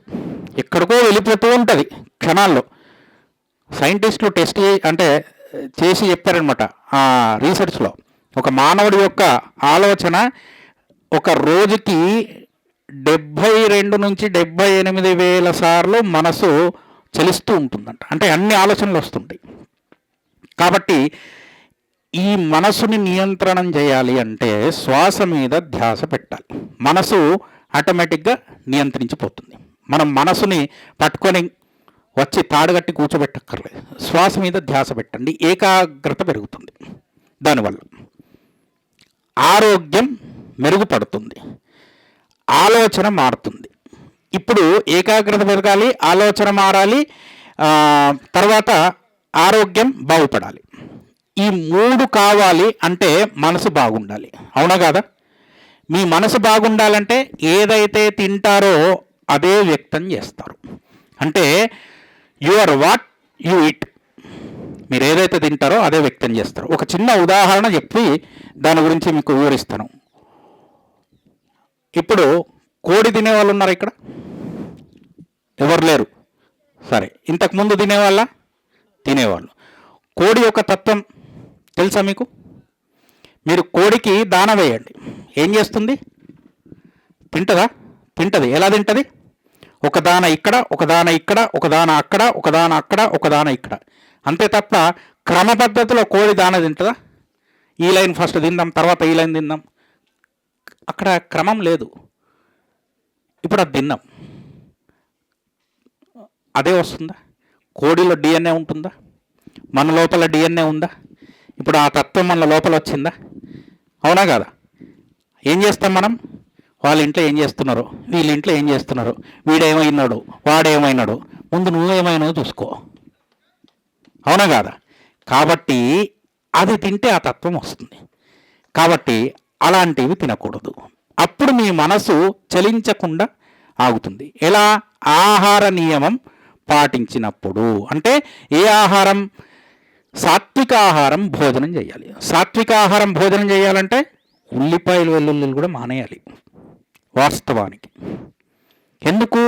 మన ఆలోచనల్ని నియంత్రణలోకి పెట్టనీయకుండా ఇంకోవైపు మరలించే ఒక తత్వం ఉన్నాయి వెల్లుల్లి, ఉల్లిపాయలు, ఉల్లిగడ్డ. కాబట్టి సాత్విక ఆహారం భోజనం. ఎక్కువ మసాలాలు ఉండకూడదు, ఎక్కువ కారం ఉండకూడదు, ఉప్పు ఇంకా అంటే ఉన్న వాటికన్నా ఇంకా తక్కువ ఉంటే ఇంకా నయం. బీపీలు రావు, కోపాలు రావు. ఎవరేమన్నా మనకు ఒక ఆవేశం వచ్చేస్తుంది, ఎవరేమన్నా మనకు ఒక ఈగో లోపల వచ్చేస్తున్నది, నన్ను అంటాడా అని. అలాంటి ఆలోచనలోంచి మనం బయటికి రావాలి. అంటే ఇవి బంధిస్తున్నాయి మనల్ని. కామ, క్రోధ, మద, లోభ, మాత్సర్యాలు. వీళ్ళెవరు? దొంగలు మీ లోపలనే ఉన్నారు. ఈ దొంగల్ని ఫస్ట్ బయట పంపించండి. ఫస్ట్ దొంగలను బయట పంపించాలంటే ఆహారం మీద నియంత్రణ. ఎవరైతే ఆహారం మీద నియంత్రణ చేస్తాడో, ఆహారం మీద ఎవరైతే పట్టు సాధిస్తాడో వాడు ధ్యానం కాదు అన్నీ సాధించగలడు. ధ్యానం చేస్తున్నారు, కళ్ళు మూసుకున్నారు, ధ్యానం చేస్తున్నారు, ముందర నుంచి ఒక బిర్యానీ ప్లేట్ పోతున్నది, అయిపోయింది అంతే. ఆ వాసన కూడా లాక్కూడదు మనకు. అది అంతే. అంటే ధ్యానం అంటే అదే, అదేందో కూడా తెలియకూడదు మనకు. పూర్వం ఋషులు అంటే ఇవన్నీ విన్నాం కదా, పురాణాలు అన్ని కథలు విన్నాం కదా. ఋషి తపస్సు చేస్తున్నాడు, ఇంద్రుడు ఏం చేశాడు? రంభ, ఊర్వశి, మేనకలను పంపించాడు, తపస్సు భంగం అయిపోయింది. అంటే దాని అర్థమైంది ధ్యాన భంగం చేయించాడు. అంటే ఇలాంటి ఆలోచనలే ధ్యానం చేస్తున్నాం, ఆలోచనలు వస్తుంటాయి. ఓకే, వచ్చిందా? మళ్ళీ చెయ్యి, మళ్ళీ చెయ్యి, మళ్ళీ చెయ్యి. ఆ ప్రయత్నమే, ప్రయాసమే మీకు ఉత్తమ గతిలోకి, ఉత్తమ గతుల్ని తీసుకెళ్తుంది, ఉత్తమ ఆలోచనలలోకి తీసుకెళ్తుంది. ఎప్పుడైతే మీరు ఈ ధ్యానం చేసే పద్ధతి క్రమంగా నేర్చుకోవడం మొదలు పెడతారో, మీరు ఎవరో, మీరు ఎందుకు పుట్టారో, మీ యొక్క లక్ష్యం ఏందో మీకు మీ లోపల ఉన్న పరమాత్మ స్వరూపమైన ఆ గురువే చెప్పేస్తాడు. గురువు అంటే మేము అవ్వక్కర్లే. గురువు ఎక్కడున్నాడు? మీ లోపలనే ఉన్నాడు. కాబట్టి ఈ 8 సూత్రాలు, యమ, యమ అంటే ఏంది? మీరు నైతిక విలువల్ని పెంచుకుంటూ లోపల బతకాలి. అంటే హింస, అహింస, వీటి గురించి మీకు తెలియాలి. అహింస వీటి గురించి తెలియాలి. ఇంకొకడిని కష్టపెట్టకూడదు, ఇంకొకడికి సహాయం చేయాలి, ఇంకొకడికి ఇబ్బంది వచ్చినప్పుడు వెళ్ళి నిలబడాలి, ధర్మానికి ఆటంకం వచ్చినప్పుడు వెళ్ళి నిలబడాలి. ఇవన్నీ యమ. నియమాలు పాటించాలి. రూల్స్ అండ్ రెగ్యులేషన్స్, నియమాలు. ఇందాక సార్ చెప్పినట్టు 9:30కు టైం అయితే 11-12కి వచ్చాం. ఇది నియమం కాదు. టైం మేనేజ్మెంట్ చేయాలి. ఎప్పుడైతే మీరు నియమాలు పాటిస్తారో మీరు సద్గతులు పొందుతారు. అంటే మీరు ఉత్తమ ఈ ప్రపంచంలో ఏదైతే అంత జనాభా ఉందో ఈ జనాభాలో ఉత్తములుగా అనిపించబడతారు ఎప్పుడైతే మీరు నియమాలు పాటిస్తారో. ఆ నియమాలు ఏంటో తెలుసుకోవాలి గురువుల ద్వారా. నియమ ఆసనం వేయాలి. 6 గంటలు మేడం చెప్పారు ఇందాక, 6 గంటలు ధ్యానం చేశారు. 6 గంటలు ధ్యానం చేయాలంటే ధ్యానం కన్నా ముందు మీరు 6 గంటలు లేవకుండా కూర్చోండి. ఎన్ని గంటలైంది? మనకు 11ంటికి వచ్చాం, ఇప్పుడే 2 అవుతుంది. 11, 12, 1, 2, 3 గంటలు కాలు చెప్పుకుంటున్నాం. కూర్చోలేము ఆసనంలో లేవకుండా 5 గంటలు 6 గంటలు ఎప్పుడైతే మీరు కూర్చొనే అంటే శక్తిని పొందుతారో ధ్యానం చేయడం నేర్చుకుంటారు. నియమ ఆసన. ప్రాణాయామం చేయాలి. ప్రాణాయామం చేస్తే మీ శ్వాస మీద నియంత్రణ ఏర్పడుతుంది. శ్వాస మీద నియంత్రణ అంటే దేవుడు మనల్ని ఇక్కడ పంపించినప్పుడు ఇన్ని సంవత్సరాలు బతకాలి అని చెప్పి రాయడు, ఇన్ని శ్వాసలు బతకాలని చెప్పి రాస్తాడు. ఇప్పుడు ఇన్ని శ్వాసలు బతకాలి, 1000 శ్వాసలు అనుకోండి. మీరు ఆ శ్వాస 1 నిమిషం ఆపుకున్నారు అనుకోండి, సమయం పెరిగినట్టే కదా. శ్వాస మీద నియంత్రణ వస్తుంది, మీ యొక్క ఆయుష్ పెరుగుతుంది. దీనివల్ల ప్రాణాయామం చేయడం వల్ల ఆయుష్ పెరిగిందంటే ఆరోగ్యం ఉంటేనే కదా ఆయుష్ పెరిగేది. కాబట్టి ఆరోగ్యం మెరుగుపడుతుంది. తర్వాత ప్రత్యాహారం. ప్రాణాయామం తర్వాత ప్రత్యాహారం, ఇలాంటి సాత్విక ఆహారం భోజనం చేయడం. ఇది చేస్తే ఏదైతే సాత్విక ఆహారం అంటే ప్రకృతి పరమైనటువంటి ఆహారాలు, అంటే భూమిలో లభించే ఆహారాలు ఏవైతే ఉన్నాయో అవి, అంటే చెట్లు ద్వారా ఆహారాలు లభించేవైతే ఉన్నాయో అవి తింటే ఆ చెట్లు అహింస లేనివి. మనకు అలాంటి ఒక ఆలోచనలు, అలాంటి ఒక భావాలే వస్తాయి. మాంసాహారం చేస్తే హింస భావన వస్తుంది, తమో గుణం పెరుగుతుంది. చూద్దాం, చేద్దాం, 8ంటికి లేద్దాం, 9ంటికి లేద్దాం. ఇవి నియమం పెట్టుకోవాలి. ఇన్నింటికి లేవాలంటే అన్నింటికి లేవాలి. మీరు ఆసనాలు ధ్యానాలు చేయాలంటే 3, 3:30, 4ంటికి లేస్తే అవుతుంది. అలా కాకుండా మీరు 8ంటికి లేచి ఆసనం చేసి ధ్యానం చేస్తే అది నిష్ఫలితమే.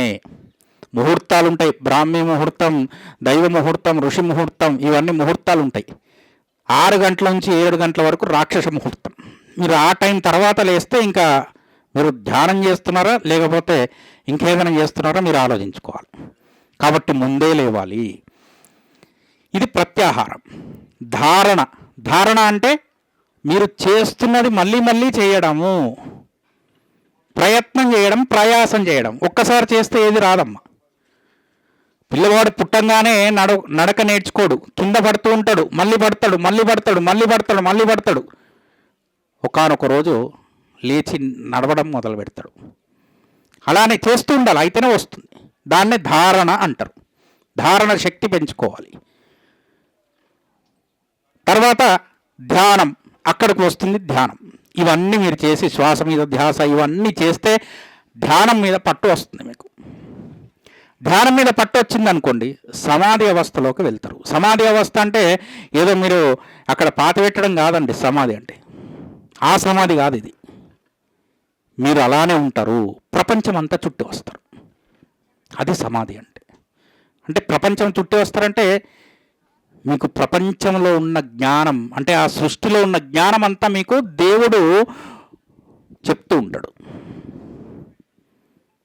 దేవుడు చెప్తూ ఉంటాడు. శాస్త్రాలు ఇందాక మాట్లాడుతున్నాం శాస్త్రాలని. శాస్త్రం అంటే ఏంది? శాసించేది. ఎక్కడి నుంచి వచ్చినాయి అవి? ఎవరైనా వచ్చి మనకు ఇచ్చేసి రాసి తీసుకో చెప్పు అందరికని చెప్పారా? అట్లా రాలేదు. ఈ నియమాలు పాటించడం అంటే ఇవి తెలుసుకొని దాన్ని ప్రయాసంలోకి పెడితే అప్పుడు ఋషులకు విన్నవి శాస్త్రం. అంటే దేవుడు సృష్టి ఏందో చెప్పి ఆ దేవుడు యొక్క శబ్దమే ఆ శాస్త్రం. వాళ్ళు విన్నవాళ్ళు, వాళ్ళు దర్శించిన వాళ్ళు, వాళ్ళని ద్రష్ట అంటారు. కాబట్టి పరమాత్మ మీ ముందుకు వచ్చి ఇగో అమ్మ నువ్వు కష్టంలో ఉన్న, ఇగో 10,000 తీసుకో పని చేసుకో అన్నాడు. నీకు కష్టం ఎట్లా వచ్చింది? నువ్వు వేసే ఒక్క తప్పటి అడుగు వల్లనే నీకు కష్టం వచ్చింది.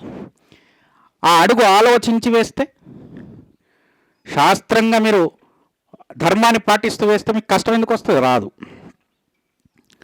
మీరు సుఖాన్ని కోరుకుంటున్నారు, అందుకనే మీకు కష్టాలు వస్తున్నాయి. సుఖాన్ని కోరుకోకండి. ఎప్పుడైతే మీరు సుఖాన్ని వదిలిపెడతారో అప్పుడు ఉన్నతులు అనిపిస్తారు. అంటే మీకు కష్టాలు రావు. ఇంకా రాముడు సుఖంగా బతికాడు అనుకుంటున్నారా? కష్టమే కదా అదంతా. ధర్మం కోసం నిలబడ్డాడు. ఆ గుణాలు మన లోపల దింపుకోవాలి. అంటే మళ్ళీ ధ్యానం చేయాలి. గుళ్ళకి వెళ్తుంటాం మనం. గుళ్ళకి వెళ్ళేసి ఏం చేస్తాం? శివాలయం ఉందనుకోండి, శివాలయంలోకి వెళ్తాం, పాలు తీసుకెళ్తాం, పూలు తీసుకెళ్తాం, లైన్ ఉంటుంది. శివరాత్రి రోజు చూస్తూ ఉంటాం మేము, మా పని అదే కాబట్టి మేము చూస్తూ ఉంటాం. నేను పోసేసా వచ్చేసాను, ముందు నేను అయిపోతుంది. ముందు నేను, ఇది ధర్మం కాదండి. నీకు లైన్ ఇచ్చినప్పుడు, నీ టైం వచ్చినప్పుడు దేవుడు నీకు అవకాశం ఇస్తాడు, ఆగాలి. ఎప్పుడైతే మీరు సహన శక్తి పొందుతారో అప్పుడే దేవుడు మీకు అవకాశం ఇస్తాడు. అవకాశం ఇవ్వడు. మీరు నా పని అయిపోయిందని పోసేసి వెళ్ళిపోయినారు. దేవుడు అనుగ్రహించడం అలాంటి వారికి. దేవుడు మీరు లీటర్లు పాలు పోయాలి అని అడుగుతలేడు. ప్రేమతో ఒక పువ్వు పెడితే చాలు అంటున్నాడు. ఎందుకు గుళ్ళు కట్టారమ్మా? పూజలు చేయడానికి కాదు, మీరు అక్కడ కూర్చోండి ధ్యానం చేయడానికి. ఎందుకున్నాయి లింగాలు? ధ్యానం చేయడానికి. ధ్యాన లింగాలు ఉన్నాయి. ఎందుకు ఆ మూల విరాట్ ఉంటుంది గుళ్ళో? ధ్యానం చేయడానికి ఉంటుంది. ముందు విగ్రహం, తర్వాత నిగ్రహం వస్తుంది. ఆ విగ్రహాన్ని చూస్తూ ధ్యానం చేస్తే నిగ్రహం వస్తుంది. అప్పుడు మళ్ళీ మీరు గుడికి వెళ్ళక్కర్లే, ఇంట్లో కూర్చొని ధ్యానం చేయొచ్చు. మీరు పిరమిడ్ సెంటర్ ఉంది కదా, ఎలా ఉంటుందమ్మా దాని ఆకారం? త్రికోణాకారంలో ఉంటుందా? గుళ్ళు గోపురాలు ఎలా ఉంటాయమ్మా? బాక్స్ లాగా ఉంటాయా? త్రికోణాకారమే కదా. పిరమిడ్లు కావు అవి. ధ్యానం చేయడానికి గుళ్ళు. మీరు పసుపు కుంకుమ పూలు దండి తీసుకెళ్ళి వేయడం కాదు అక్కడ.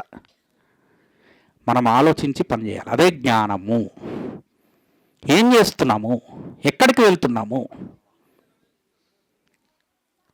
ఆ జ్ఞానం పొందాలి అంటే ధ్యానం చేయాలి. అప్పుడు మీకు ఈ మనసు ఇంకో దాని మీదకి వెళ్ళకుండా, కోరికలు లేకుండా నిశ్చలంగా ఉంటుంది. ఉన్నప్పుడు మీకు అన్నీ తెలుస్తాయి.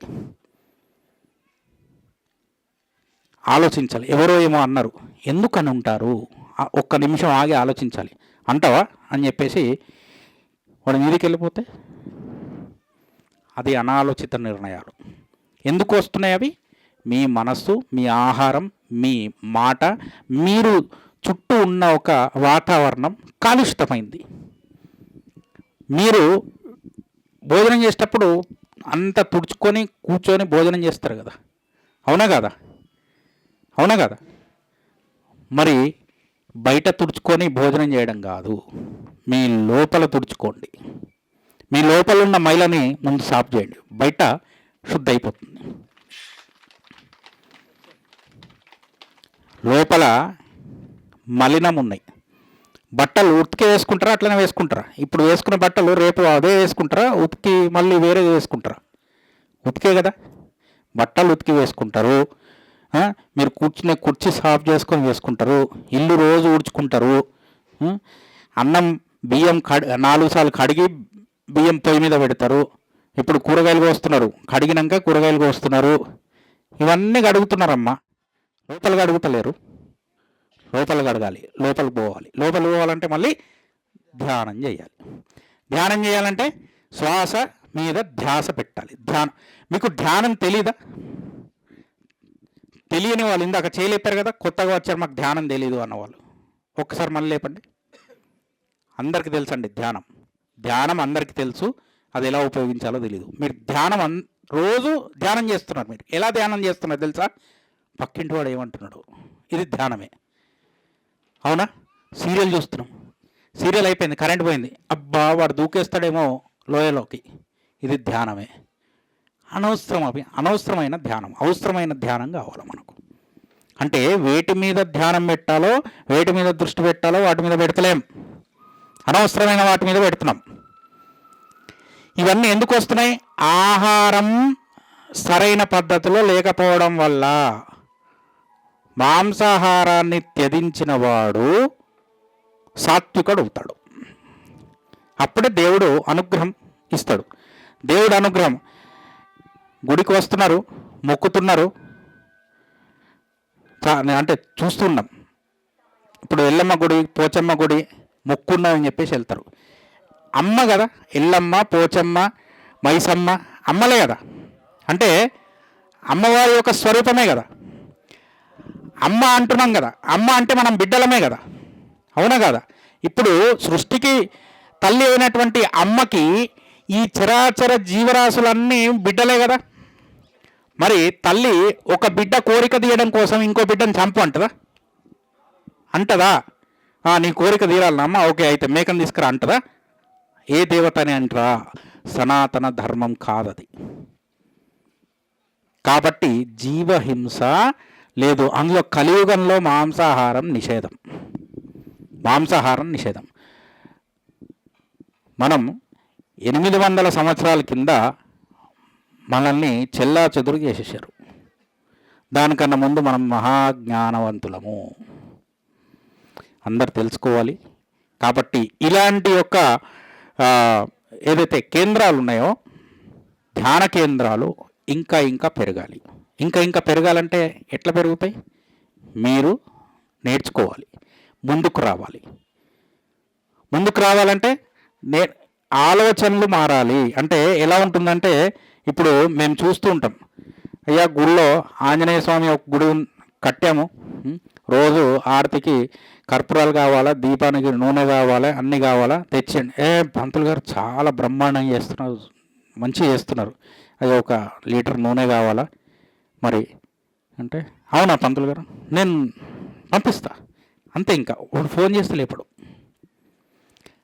ఆలోచనలు మారాలి, పద్ధతులు మారాలి, మన వేషధారణ మారాలి, మీరు మారాలి. మీరు మారితే మీ ఇంట్లో పిల్లలు మారుతారు. మనం గుళ్ళకి పంపిస్తుంటాం, పండగ వచ్చింది గుడికి వెళ్ళండి, పిల్లల్ని తయారు చేసి పంపిస్తాం. ఎలా పంపించాలమ్మా? మన సంస్కృతి, మన సాంప్రదాయం పిల్లలకి నేర్పించకపోతే ఎట్లమ్మా? పిల్లలు గుడికి వస్తూ ఉంటారు, పండగలకి జీన్స్ ప్యాంట్ టీషర్ట్లు ధరించి వస్తుంటారు. ఈ సంస్కృతి సాంప్రదాయం కాదే. వాళ్ళకి ఆ గుడిలో అంటే గుడి ధర్మము, దేవత, ఈ వీటి మీద మమకారం ఎట్లా ఉంటుంది? ఉండదు. ఇక్కడ డాక్టర్ అన్నారు కదా ఇందాక, మీరు డాక్టర్ అన్నప్పుడు ఒక ఏమంటారు, డ్రెస్ కోడ్ ఉంటుంది కదా. ఆ డ్రెస్ కోడ్ లేకుండా వెళ్తే అమ్మ డాక్టర్ అనుకోరు, మీకు కూడా పని చేయాలని అనిపించదు. డ్రెస్ కోడ్ ఉంటే రైట్. ఇప్పుడు నేను ఇప్పుడు ఇలా వచ్చా కాబట్టి మీరు నన్ను వస్తుంటే నమస్కారం పెట్టారు, అవునా కాదా? ఇది గౌరవమా అగౌరవమా? కదా. మరి ఆయన పిలిచారు, కృష్ణ గారు పిలిచారు, పంతులు గారు వస్తున్నారు, లేకపోతే గురుగారు బోధన నుంచి వస్తున్నారు, జ్యోతిష వాస్తు పండితులను ఏదోనో రాగానే నేను జీన్స్ ప్యాంట్ టీషర్ట్ మీద షూస్ వేసుకొని కనిపించాను అనుకోండి, ఈయన ఇట్లా వచ్చాడు అంటే ప్రతిదానికి ఒక పద్ధతి ఉన్నది. గుడికి వెళ్తే ఎలా వెళ్ళాలి తెలుసుకోవాలి. అంటే ఇది ధ్యానం చేస్తేనే జ్ఞానం వస్తుందమ్మా. నేను ఎందుకు చెప్తున్నాను ఇవన్నీ అంటే, ధ్యానం చేస్తే ఇవన్నీ మనకు తెలుస్తాయి. మనం పద్ధతులు నేర్చుకుంటాము. ఎప్పుడైతే మీరు సంస్కారం నేర్చుకోరో మీరు ధ్యానం చేసి లాభం లేదు. ధ్యానం చేస్తున్నాం, సంస్కారం లేదు, లాభం లేదు. ఎందుకు చేస్తున్నట్టు? అవునా కదా? ధ్యానం యొక్క లక్ష్యం ఏంది? పరమాత్మకి చేరడమే, నువ్వెవరో తెలుసుకోవడమే. అది తెలుసుకోవాలంటే ముందు సంస్కారం మీరు మారాలి. వేషధారణ మారాలి, ఆహారం మారాలి, భాష తీరు మారాలి, ఆలోచన విధానం మారాలి. అవి అన్నీ మారి నేను నాది అనే ఒక స్వార్థము ఎప్పుడైతే పోతుందో అప్పుడు మీకు ధ్యానం చేసినా, ఈ శ్వాస మీద ధ్యాస పెట్టినా, ఏది పెట్టినా ప్రతీది కూడా మీకు ఫలితం అన్నది లభిస్తుంది. అక్కడ తెలుస్తుంది. అంతే తప్ప మీరు నేను ధ్యానం చేస్తే నాకు ఇల్లు వచ్చేస్తుంది, బంగ్లా వస్తుంది, బండి వస్తుంది, రాదు. దానివల్ల రాదు. మీ కర్మ ఉంటేనే వస్తుంది. అది మీ కర్మలో మీకు రాసి పెట్టుంటే వస్తుంది. అంతే తప్ప మీరు గుడికెళ్ళి మొక్కుతుంటారు. వెంకటేశ్వర స్వామికి తిరుపతి మొక్కానండి, మా కొడుకు పెళ్ళవ్వాలి, నువ్వు మొక్కకున్నా అవుతుంది, కావద్దనుకుంటే కాదు. కానీ ఏదైతే మనం అజ్ఞానంతో కోరికలు కోరుతున్నాం, కోరికలు అవి కాదమ్మా కోరేవి. నేను ఎందుకు పుట్టాను, నేను సమాజానికి ఏం చేస్తున్నాను, వీటితో పాటు దేశం గురించి నేనేం చేస్తున్నాను, దేశం గురించి. ఇప్పుడు ఇది వీళ్ళు పడే పాటంతా దేశం గురించే కదా. దేశం అంటే ఎవరు? మనం అందరమే కదా దేశం. మీ అందరి కోసమే కదా వీళ్ళు ఇక్కడ దాకా వచ్చింది. అవునా కదా? ఈరోజు వినేసి మీరు వదిలేసి తినేసి వెళ్ళిపోతే వీళ్ళు చేసిన పనికి ఫలితం ఏంటి? ఇప్పుడు వీళ్ళ పని మీరు చేశారు, మీ పని మీరు చేయాలా వద్దా? చేయాలా వద్దా? చేస్తారా చెయ్యరా? వినిపిస్తలేదు, ఆకలి అవుతున్నట్టున్నది. ఇంతసేపు ఎందుకు కూర్చోబెట్టారు? ఆకలి మీద ధ్యాస పోవాలి. అంటే ఆకలి మీద ఉన్న ధ్యాస ఉండకూడదు. ఆకలి మీద ధ్యాస అప్పుడే మీకు లక్ష్యం సాధించే ఒక తత్వం ఏర్పడుతుంది. ఎప్పుడైతే మీరు ఉపవాస దీక్షలు ఉన్నాయి, మనకు ఉపవాసాలు ఉన్నాయి, పండుగలకు ఉపవాసాలు ఉంటాం, కార్తీక మాసం ఉపవాసం ఉంటాం, ఏకాదశి ఉపవాసం ఉంటాం. ఎందుకు ఉంటామమ్మా? లక్ష్యం మీద ధ్యానం పోవడానికి. అంటే ఉపవాసం ఎందుకు? దాని మీదనే. మధ్యలో ఏది వచ్చినా లేదు అది సాధించడానికి నువ్వు ఈరోజు ఉపవాసం ఉండా, సోమవారం ఉపవాసం ఉంటున్నా అంటే ధ్యానం చేస్తున్నారు మీరు. ధ్యానాలు చాలా రకాలు. కూర్చొని చేసేవి, మీరు నడుస్తూ చేసేవి, లోపల మననం చేసేవి, ఇవన్నీ ధ్యానాలే. కాబట్టి మనం ఏం చేస్తున్నామో తెలుసుకొని దాని గురించి అవగాహన పూర్తిగా తెలుసుకొని, ఇలాంటి గురువుల దగ్గర అవగాహన తీసుకొని ఆ పని కనుక చేసినట్టయితే అది పరిపూర్ణంగా ఫలితాన్ని ఇస్తుంది. ఫలితం కోసం చేయకూడదు.